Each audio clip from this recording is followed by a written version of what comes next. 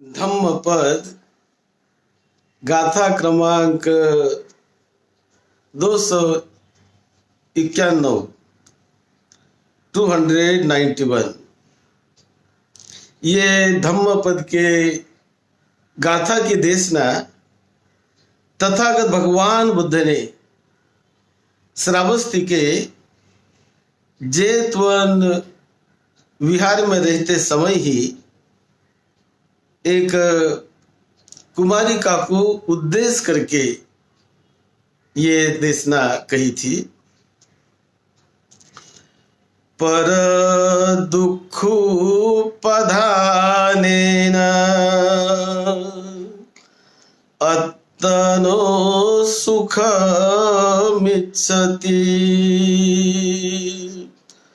Where संसग संसठो वेरासोन परिमुच्यति।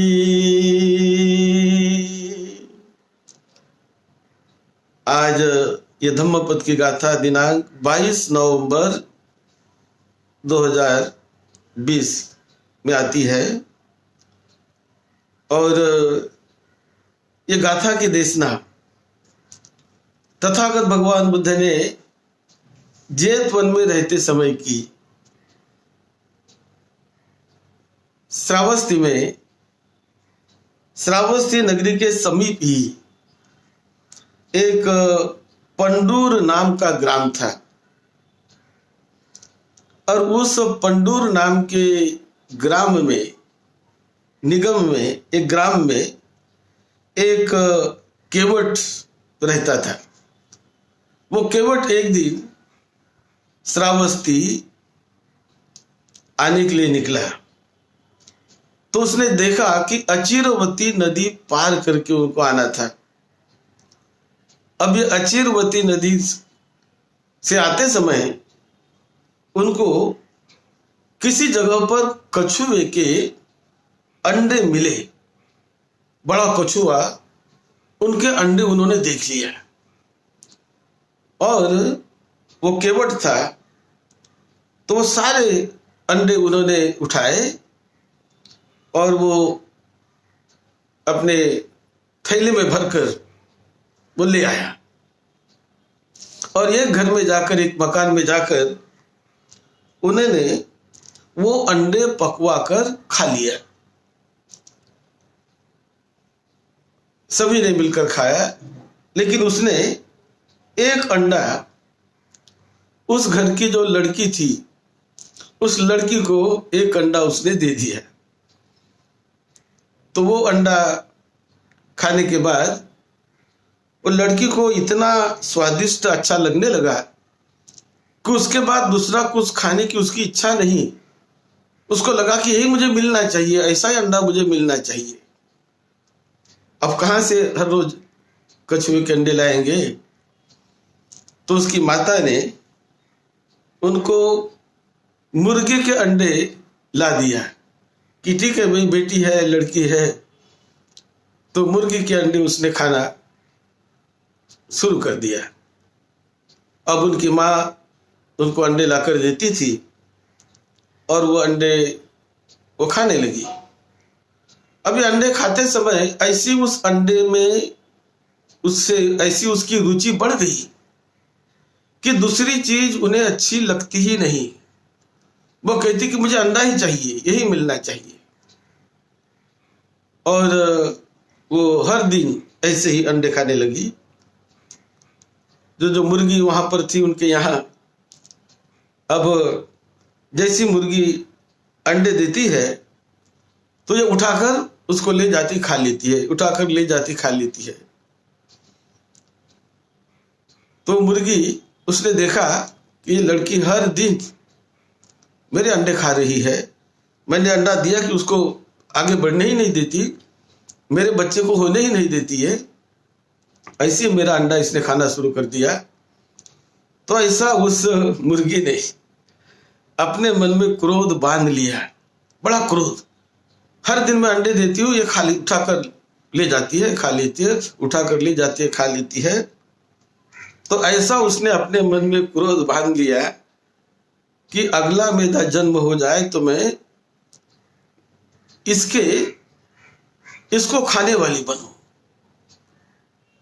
इस प्रकार का उसने अपने मन में एक द्वेष निर्माण किया, एक संकल्प उसने अपने मन में निर्माण किया कि मैं अगले जन्म में इसके पुत्र को मैं खाने वाली बनूं। ऐसा संकल्प उसने बांध लिया। और ऐसी एक कहानी चलती है। तो उसके बाद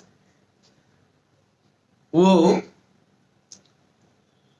बिल्ली करके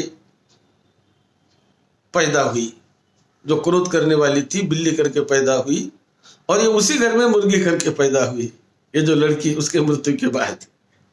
अब ये अंडे देने लगी तो ये बिल्ली रोज उसके अंडे खाने लगी। अब बिल्ली अंडे खाने लगी, उसने अपने मन में क्रोध बांध लिया, संकल्प बांध लिया कि मैं इसके बच्चों को खाने वाली बन जाऊं। ऐसा अपने मन में संकल्प बांध दिया। उसके बाद वो बन गई, चीता बन गई अपने दूसरे जन्म में। और चीता बन के ये जो बिल्ली थी वो बन गई, हरिण बन गई। और हरिणी बनकर जब हरिणी ने अपने बच्चों को जन्म दिया तो चीता आकर, उस चीता ने, जो कि उनका क्रोध चल रहा था, तो उस चीता ने आकर उसके बच्चे को भी और हरिण को भी खा लिया। तो इस प्रकार ऐसे उनका क्रोध और वो संकल्प ये चलते रहा, 500 जन्मों तक चलते रहा। एक दूसरे पर क्रोध करना, संकल्प करना और अपना मैं उनका बदला लेने के लिए ऐसे हो जाऊं वैसे हो जाऊं, इस प्रकार के मन का संकल्प करना। और ऐसे तथागत बुद्ध ने कहानी बताई कि 500 जन्मों तक ये परस्पर एक दूसरे पर द्वेष करते रहे, क्रोध करते रहे। और अंतिम जन्म में यही कहानी धम्मपद के 5वीं गाथा में भी आती है। नहीं वेरेन वेरानी संबंतिद कुदाचनं अवेरेने च संबंती एस धम्मो सनंतनो। इस प्रकार की एक कहानी धम्मपद के 5वीं गाथा में आती है। तो उसके अंतिम जन्म में ये श्रावस्ती में वो एक अच्छे परिवार में, कुलीन परिवार में वो एक कुल पुत्री बनी। और उससे द्वेष करने वाली, जन्म जन्मांतरों से एक दूसरे का द्वेष कर रहे हैं ये, तो उसके द्वेष करने वाली यक्षिणी बनी। और जब ये कुल पुत्री को लड़का हुआ तो वो लड़का होने के बाद वो यक्षिणी अपने पुराने द्वेष के कारण, मेरे बच्चे को तूने उस समय खा लिया था, मैं तुझे, तेरे बच्चे को खा लूंगी, तेरे बच्चे को मार लूंगी, इस प्रकार की वो घबराई हुई। उसने पहचान लिया और पहचान कर वो अपना आश्रय खोजने के लिए, वो जो कुल पुत्री थी श्रावस्ती की, तो वो आश्रय पाने के लिए, आधार पाने के लिए वो बुद्ध की तरफ आ गई और बुद्ध के सामने आकर अपने लड़के को रख दिया कि भगवान आप मेरे लड़के की रक्षा करें, ये यक्षिणी मेरे लड़के को खाने वाली, ये खाएगी। इस प्रकार से जब बुद्ध के सामने उसने अपने लड़के को रख दिया, बुद्ध ने उसको आधार दिया। और जब वहां पर वो यक्षिणी आती है और आकर अपने करुण व्यथा वो एक दूसरे को बताते हैं कि किस प्रकार से इनका वो जन्म होते रहा है। और धम्म के बल से तो यक्षिणी ने उस बच्चे को नहीं खाया और उसकी रक्षा हो गई। बुद्ध ने उसको सील में प्रतिष्ठापित किया और यक्षिणी भी सील का पालन करने लगी, पंचशील उसने भी पालन करना शुरू कर दिया। बुद्ध ने बताया उस समय कि ये क्रोध, वैरभाव, क्रोध यदि हम अपने मन में पालते रहे तो जन्म जन्मांतर तक क्रोध से क्रोध बढ़ता है, क्रोध से क्रोध बढ़ता है। आज हम क्रोध करेंगे, बाद में वो करेंगे, फिर वो करेंगे, हम क्रोध करेंगे, फिर वो क्रोध करेंगे, हम करेंगे, वो द्वेष करेंगे, हम द्वेष करेंगे। तो द्वेष ये अग्नि है, द्वेष से द्वेष कभी नहीं मिटता है। इसे कहते हैं सनातन धम्म, यानी निरंतर की जो सत्यता है। ये पहले भी थी, 1000 साल पहले थी कि क्रोध क्रोध से नहीं मिटता, आग आग से नहीं मिटती। ये जो सत्यता है, ये जो वास्तविकता है, ये जो सद्धम्म है, ये कोई उस प्रकार का लेबल उसको लगाने की जरूरत नहीं होती। तथागत बुद्ध कहते हैं कि सद्धम्म यानी विश्व की नियामता, विश्व का कानून, वास्तविकता जो है, वास्तविकता वो निरंतर सनातनो नहीं वेदेन वेदानि सम्मन्ति द कुदाचनं अवेदेनि च सम्मन्ति एष धम्मो सनातनो। ऐसे तथागत बुद्ध ने सनातन शब्द की व्याख्या की और बुद्ध ने बताया कि ये जो विश्व का नियम है, ये जो कानून है, वो निरंतर रहता है। जैसे कि पहाड़ी से पानी नीचे गिरता है, वो नियम है उसका, ऊपर से पानी नीचे जाएगा, नीचे से पानी ऊपर नहीं जाने वाला है नैसर्गिक ढंग से। तो ये जो नियम है, ये सधम्म सनातनो, कि क्रोध से क्रोध नहीं मिटने वाला, प्रेम से मैत्री से ही उसे मिटाया जा सकता है। इसमें एक बात और भी बड़ी विचार करने की है कि यह जो जन्म कौन देता है, कौन इस प्रकार के इस जन्म में, उस जन्म में, उस जन्म में, उस जन्म में कौन डालता है, कौन ऐसा जन्म देने वाला है? तथागत बुद्ध कहते हैं कि ये जन्म उस चित्त के संखार, उसका अपना संकल्प, अपने संखार, अपने कर्म, कि वो कर्म यदि कुशल है, अच्छे है, तो हमें अच्छा जीवन मिलता है। यदि कर्म कुशल नहीं है, अकुशल है, बुरे है, तो हमें बुरे गति में जाना पड़ता है। कर्म ही हमारे द्वारा, जो हम शरीर से कार्य करते हैं, मन से कार्य करते हैं, वाणी से कार्य करते हैं, तो ये सारे कार्य हमारे मन के संकल्पों से होते हैं, विचारों से होते हैं। यदि मन में विचार आया ही नहीं, संकल्प आया ही नहीं मन में, तो कोई आदमी किसी को मारेगा नहीं, किसी को दंडित नहीं करेगा। तो ये मन में जो संकल्प आता है, वही संकल्प वो कार्य हमसे कराता है, और कोई ये कार्य कराने वाली एजेंसी नहीं है। ऐसा तथागत बुद्ध बताते हैं कि जो मन का संकल्प, हमें कहीं जाना हो तो जाने के लिए मन में हम संकल्प करते हैं, संकल्प करेंगे तब जाएंगे। यदि मन में जाने का संकल्प आता ही नहीं तो हम जाएंगे नहीं कहीं। विचार आता ही नहीं मन में कहीं जाने का, कुछ करने का, तो करेंगे नहीं हम कुछ। मन में संकल्प आता है कि मुझे डॉक्टर बनना है, वो संकल्प आता है, डॉक्टर बनने के लिए विद्यार्थी प्रयास करता है, बन जाता है। कि जिसके मन में संकल्प ही नहीं आता कभी कि मुझे डॉक्टर बनना है, विचार ही नहीं करता वो अपने मन में कभी, तो कभी नहीं बनेगा वो डॉक्टर, अपने आप कभी नहीं बनने वाला है। उसके लिए संकल्प बीज है, मन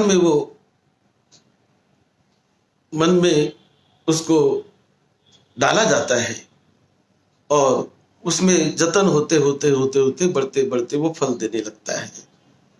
तो ये बड़ा सीधा साधा सरल नियम तथागत बुद्ध ने बताया।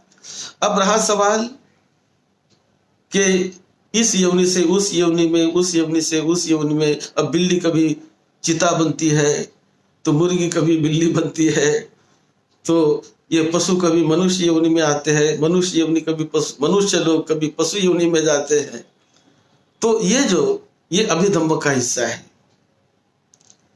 क्योंकि पशु और आदमी में क्या अंतर है। वैसे अभिधम्म की भाषा में बोला जाए तो पंच स्कंद, जिन्हें आंख, कान, नाक आदि जो 6 इंद्रिय है, वो 6 इंद्रिय बिल्ली के साथ भी है, वो 6 इंद्रिय गाय के साथ भी है, वो 6 इंद्रिय कुत्ते के साथ भी है। जो इंद्रिय आदमी के साथ है वैसे इंद्रिय उनके साथ भी है। तो अंतर कहां? अंतर है ज्ञान में, अंतर है प्रज्ञा में, कि मनुष्य का चित्त वो विशेष ढंग से प्रज्ञा को बढ़ाता है, विकसित करता है अपने आप को, वो सुप्रीम पावर तक मनुष्य का चित्त जा सकता है। उसके तुलना में कोई पशु का चित्त, 6 इंद्रिय उनके पास है लेकिन चित्त उनका डेवलपमेंट में कमजोर है। और डेवलपमेंट ज्ञान का डेवलपमेंट, प्रज्ञा का डेवलपमेंट, विचार शक्ति का डेवलपमेंट, बुद्धि का डेवलपमेंट।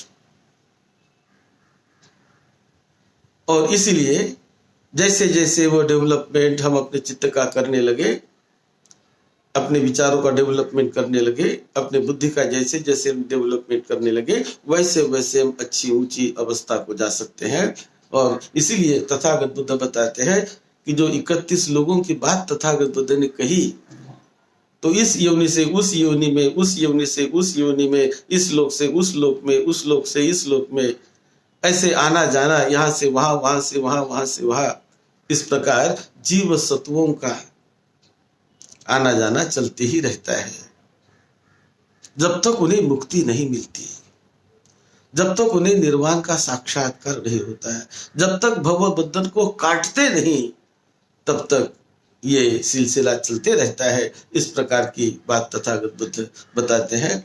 और विशेष करके इस गाथा में जो 251 नंबर की जो गाथा है, जो देशना तथागत बुद्ध ने कही, पर दुःखोपधानेन अत्तनो सुखमिच्छति वेरं संसग्ग संसट्ठो वेरासो न परिमुच्यति, कि अपने को सुखी बनाने के लिए जो व्यक्ति दूसरे को दुखी बनाता है, दूसरे पर अत्याचार करता है, दूसरे पर अन्याय करता है, अपने को सुखी बनाने के लिए, वो वास्तविक सुख को कभी नहीं पा सकता है, कभी वास्तविक शांति उसे नहीं मिलती। इसीलिए तथागत बुद्ध कहते हैं कि दूसरों को दुख ना दो, दूसरों को परेशान ना करो, अपने सुख के लिए दूसरों को दुखी ना बनाओ। यदि ऐसा करोगे तो तुम दुखी बन जाओगे, तुम सुखी नहीं बनने वाले हो। इसीलिए सुख चाहने वालों ने दूसरे को सुखी बनाने का प्रयास करना चाहिए, तो वो सुख का भागी होता है। सुख बांटो तो सुख मिलेगा, आनंद बांटो तो आनंद मिलेगा। ये बड़ा सादा सरल प्रिंसिपल, बड़ा सादा सरल धम्म तथागत बुद्ध बताते हैं कि जैसा बीज बोए वैसा फल आएगा। बड़ा सादा सरल नियम है, बहुत सादा सरल धम्म है। तो तथागत बुद्ध ने ये, वो जो कुमारी थी जो अंडे के सिवा कुछ खाती नहीं थी, तो कैसे उनके 500 जन्म तक कैसे वो एक दूसरे का बैर करते गए और उस प्रकार से वो दुश्मन बनकर जीते रहे। बुद्ध के काल में उनका जब जन्म हुआ तो यक्षिनी ने सील का पालन करना शुरू कर दिया, और ये जो श्रावस्ती की कुल पुत्री इस समय जो थी वो श्रोतापन्न बन गई, सिक्योरिटी आ गई उसको, उसके जीवन में कल्याण के मार्ग पर लग गई। इस प्रकार के ये गाथा के माध्यम से जो तथागत बुद्ध ने जो संदेश देने का प्रयास किया कि दूसरों को दुख मत दो, दूसरों को सुख शांति बांटने का प्रयास करो, तो आपको सुख शांति मिलेगी, आपका मंगल होगा, आपका कल्याण होगा। ये विशेष संदेश। और द्वेष ना करो एक दूसरे के प्रति, ये विशेष संदेश इस गाथा के माध्यम से तथागत बुद्ध दे रहे हैं। आप सबको निरोगत्व मिले, लंबी उम्र मिले, सबको सुख शांति मिले, आपके परिवार के छोटे बड़े सभी को सुख शांति मिले। यही मंगल मैत्री के साथ सद्धम्म की सेवा में, आपकी सेवा में डॉक्टर भदंत राहुल बोधी महाथेरो।